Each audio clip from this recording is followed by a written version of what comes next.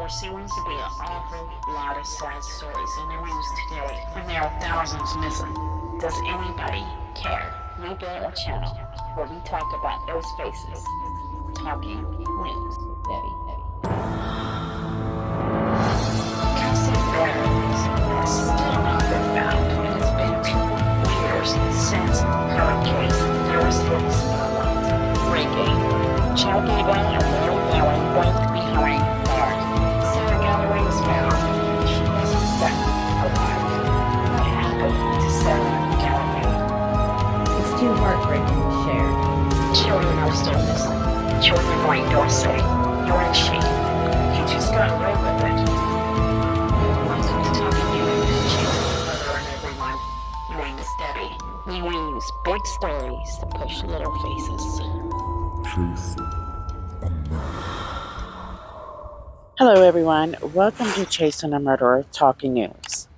Today I wanted to go over a case that you guys are interested in, and that's attached to the Delphi case of Abby and Libby.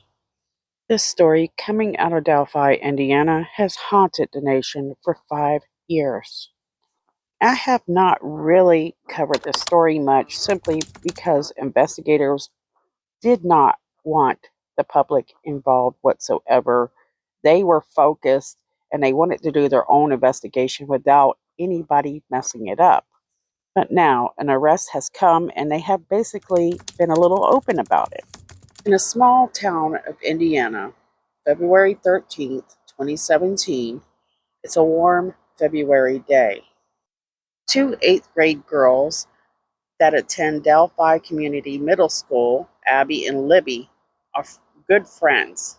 It's a day off from school, and around 1 p.m., Liberty and Abigail are dropped off near the Monon High Bridge. According to resources, they had spontaneously decided that they wanted to go hiking. Before they are dropped off, the parents make arrangement that the girls are to meet them at the same exact spot that they were dropped off around 3 p.m., so just a few hours. The 2 girls head off towards the woods and to the hiking trails. A few hours later, 3 p.m., the parents arrive to pick up the 2 girls at the meeting spot, but the girls were not there. Parents concerned about it called the police, and it's around 5:30 p.m. that day that the girls are reported missing. Search teams scour the area for hours, but are forced to stop due to the limited light. At that point, they are concerned about the girls being exposed to the elements. They are not thinking that anything bad could have happened to them. There was no reason to suspect foul play. As daylight approached the next day, February 14th, the search resumes for the missing girls, including the use of dive teams and canine units. After hours of searching, it was around 12 p.m. that investigators come across a gruesome scene. They had discovered that the 2 girls, Liberty and Abigail, were located about a half mile from the bridge. Sadly, they were no longer with us. And what's supposed to be a loving holiday, February 14th, parents are finding out sad news. The girls were found in a wooded area and the police shut it down tight. The public wouldn't learn much about what was going on, but we got little hints of some of the evidence that investigators find at the scene. Meanwhile, this community is completely in shock. How could something like this happen here?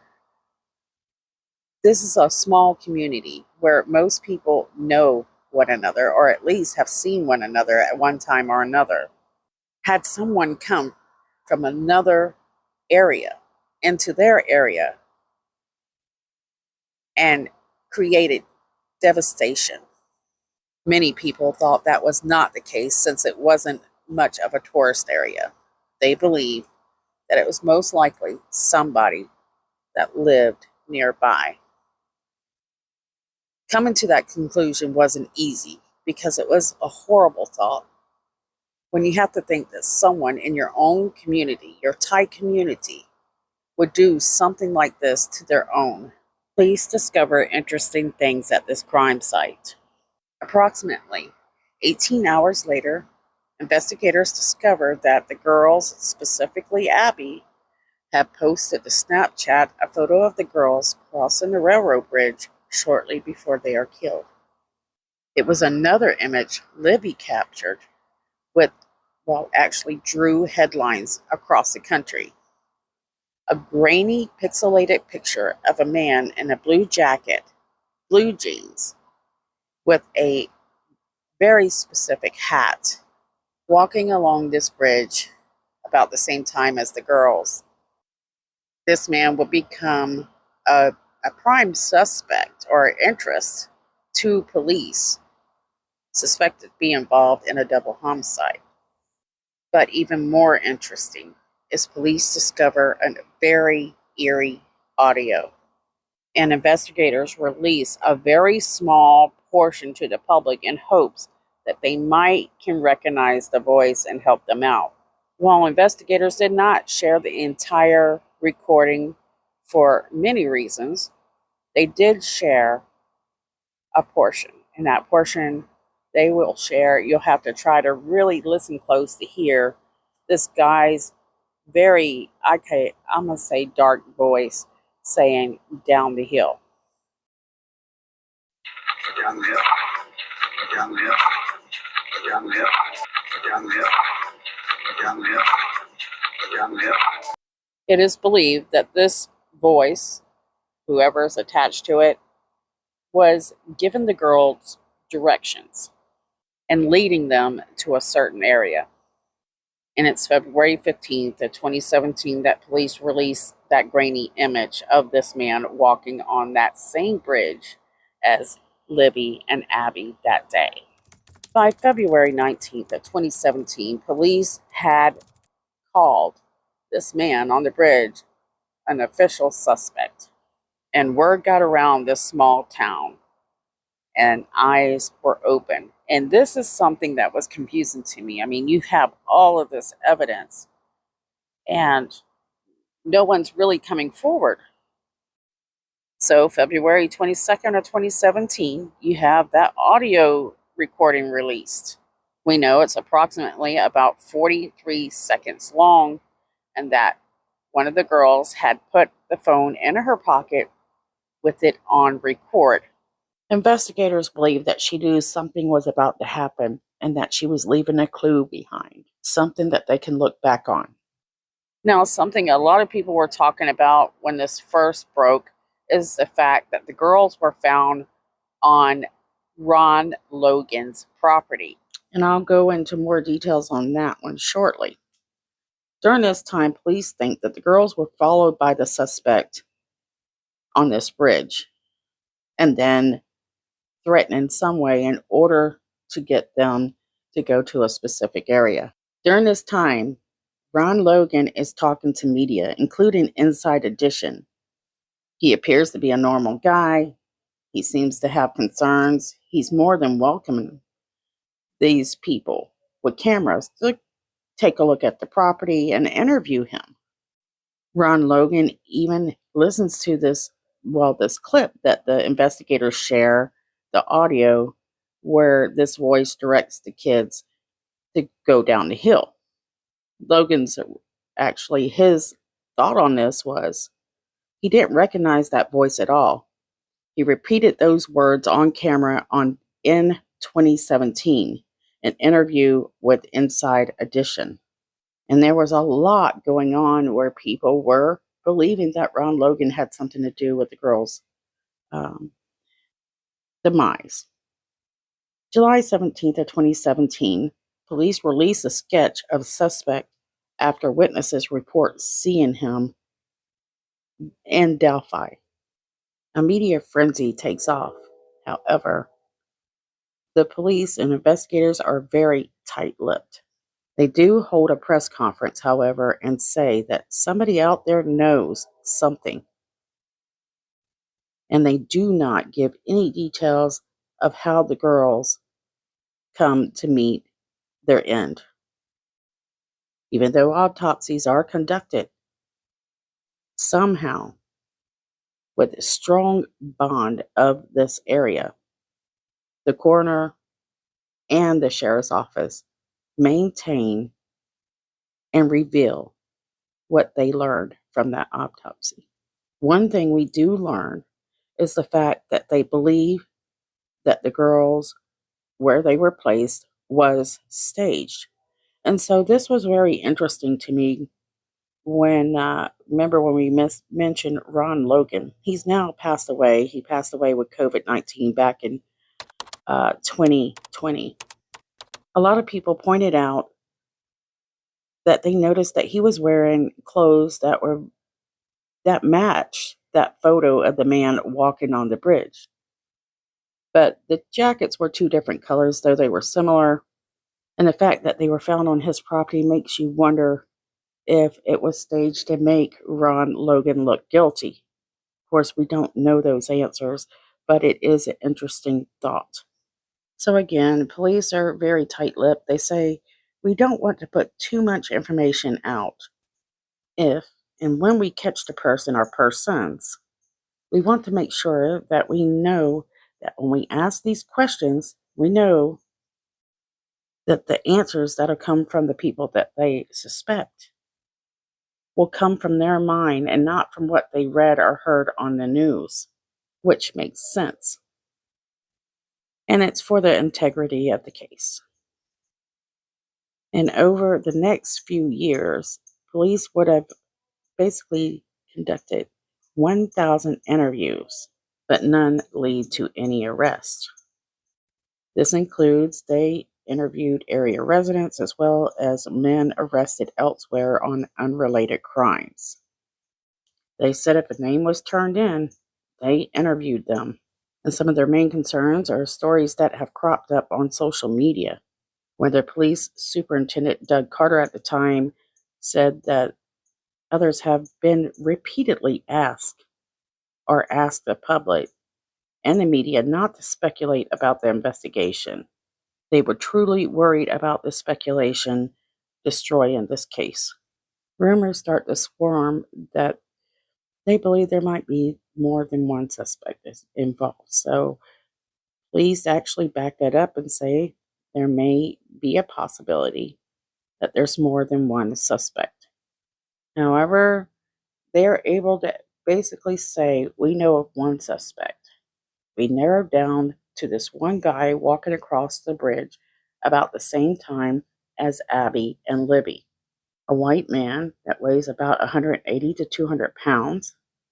He stands between 5 feet 6 inches tall and 5 feet and 8 inches tall, wearing blue jeans, a blue jacket or coat, and a hoodie.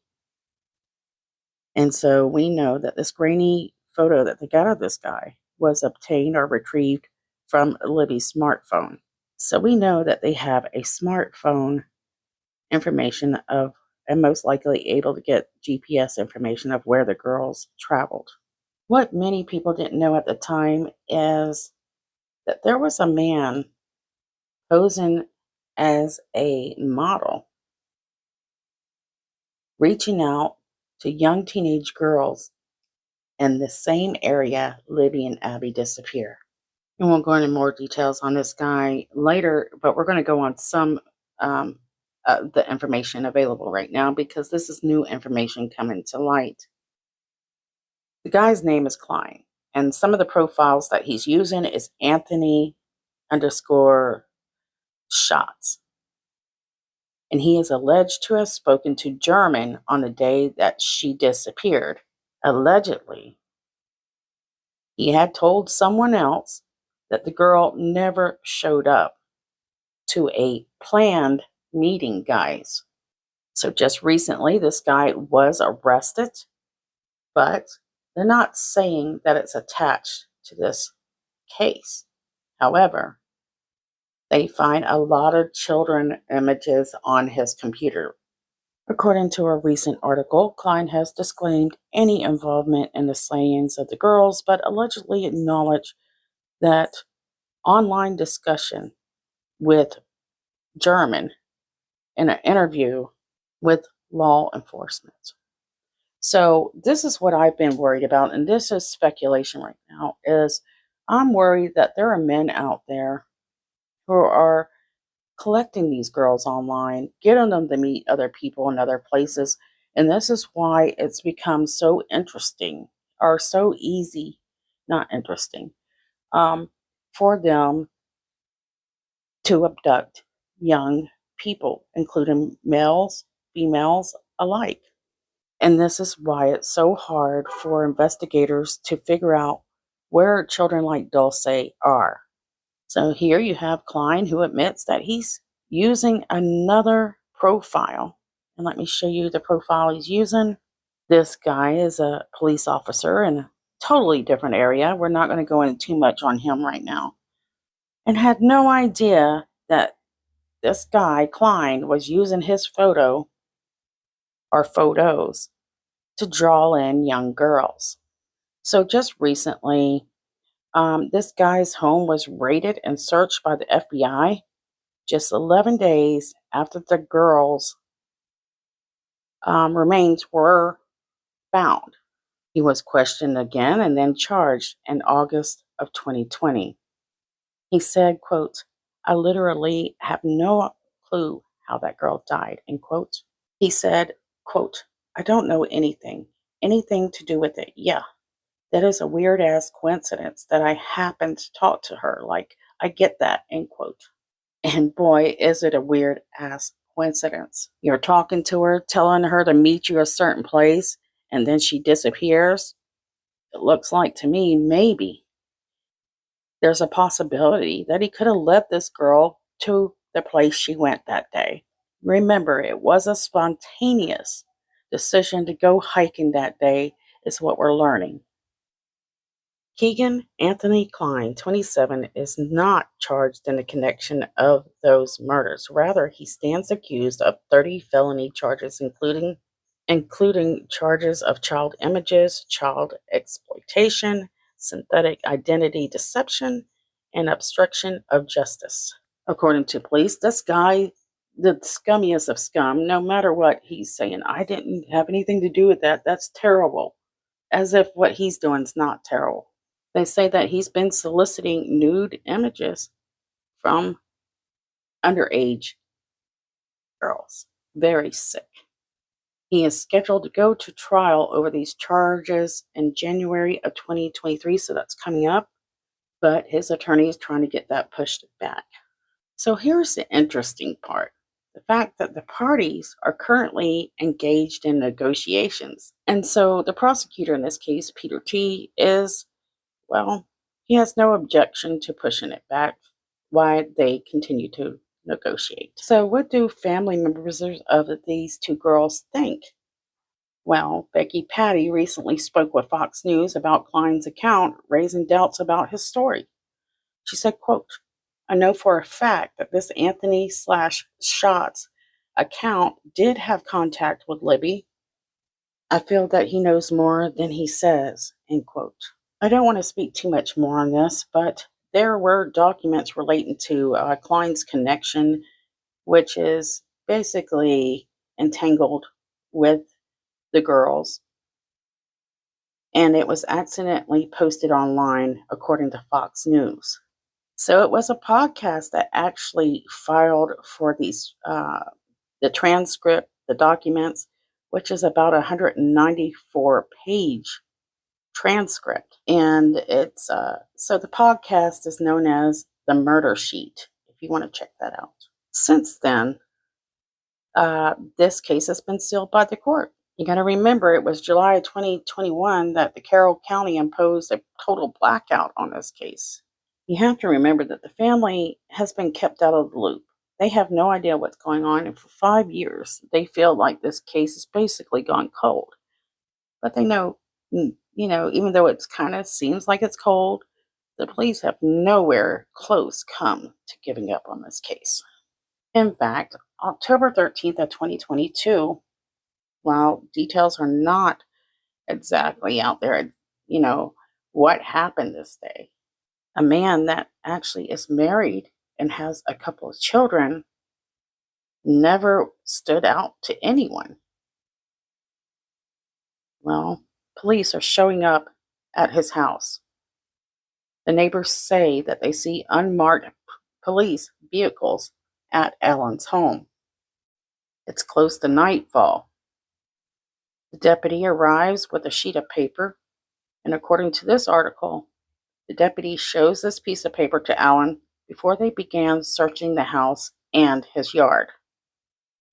A tow truck is seen taking away Alan's black SUV. The officers exit the home with bundles of clothes or clothing, a sack of books, and a shopping bag. Also, a shoebox. They set up lights in his backyard. Clearly, they seemed to be trying to keep a low profile.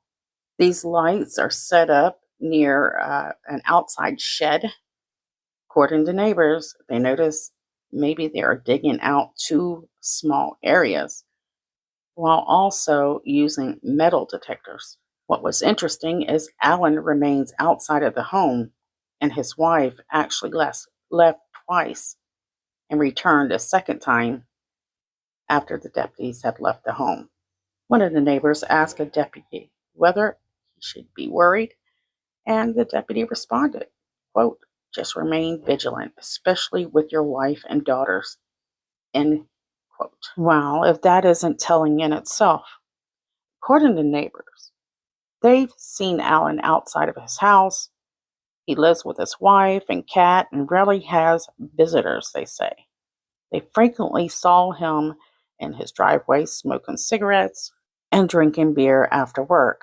It wasn't long before the girl's family start to hear about this, and Liberty's sister broke the news that Richard Allen was a guy to watch, a guy that never really hit on anyone's radar.